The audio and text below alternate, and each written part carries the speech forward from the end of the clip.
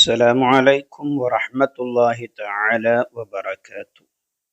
ഇന്ന് പല കുടുംബങ്ങളിലും നാം കാണുന്ന ഒന്നാണ് അങ്ങോട്ടും ഇങ്ങോട്ടും പിണങ്ങി നിൽക്കുക എന്നുള്ളത്.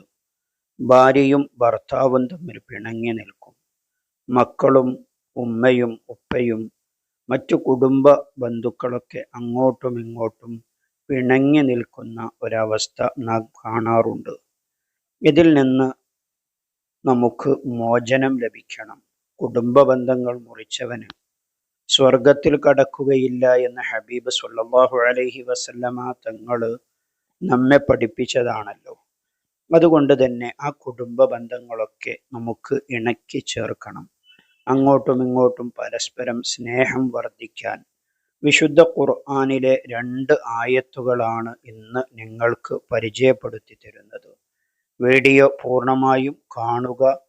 ആ ആയത്തുകൾ ഏതൊക്കെയാണ് എന്ന് മനസ്സിലാക്കുക. വീഡിയോക്ക് ഒരു ലൈക്ക് ചെയ്യുക. നിങ്ങളുടെ അഭിപ്രായങ്ങളും ദുആ വസിയത്തും കമൻ്റായി രേഖപ്പെടുത്തുക.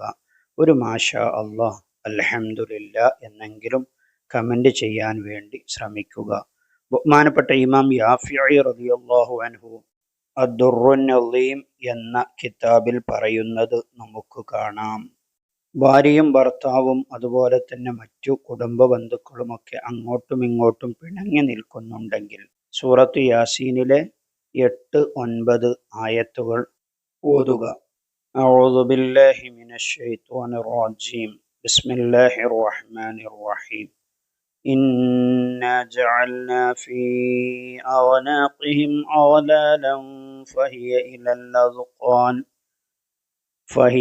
الأذقان فهم مقمحون وجعلنا من بين أيديهم سدا ومن خلفهم سدا فأغشيناهم فهم لا يبصرون.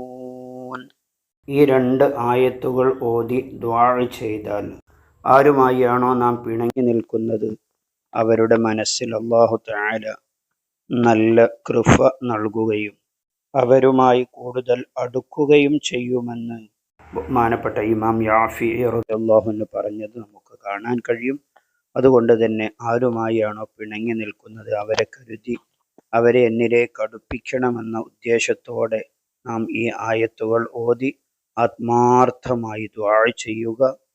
ഇൻഷാ അല്ലാഹ് പരസ്പരം സ്നേഹം വർദ്ധിക്കാനും നല്ല സൗഹൃദം സ്ഥാപിക്കാനും ഇതിലൂടെ കാരണമാകും. അല്ലാഹു തആല തൗഫീഖ് നൽകട്ടെ. വീഡിയോ നിങ്ങളുടെ പ്രിയപ്പെട്ടവരിലേക്കൊക്കെ ഷെയർ ചെയ്തു കൊടുക്കണമെന്ന് ഓർമ്മപ്പെടുത്തി മറ്റൊരു വീഡിയോയിൽ മറ്റൊരു വിഷയവുമായി നമുക്ക് വീണ്ടും കാണാം. സ്നേഹത്തോടെ അസ്സലാമു അലൈക്കും വറഹ്മത്തുള്ളാഹി.